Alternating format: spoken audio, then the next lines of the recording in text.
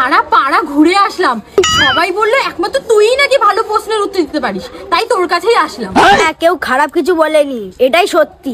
আমার প্রথম প্রশ্ন হলো, রুগীকে অপারেশন করার সময় অজ্ঞান করে রাখা হয় কেন? কারণ রোগীরা যেন অপারেশন করা শিখে না যায়। এইটা তো ঠিক কথা। তারপর আমার দ্বিতীয় প্রশ্ন হলো, মানুষ মারা গেলে তার নাকে তুলো দেওয়া হয় কেন? যাতে দ্বিতীয়বার ফিরে না আসতে পারে।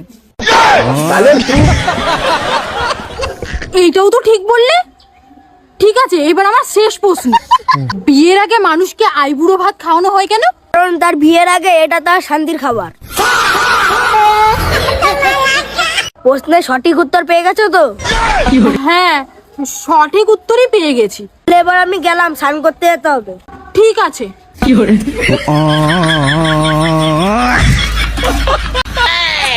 एक सेकंड স্যার, একটা হেভি বাচ্চা পেয়ে গেছি, তাকে দাদাগিরিতে নিয়ে যাওয়া হবে। সে সব প্রশ্নের উত্তর একদম ভালো করে দিয়ে দিতে পারবে, একটাও গুগলি ছাড়বে না, দেখে নিও।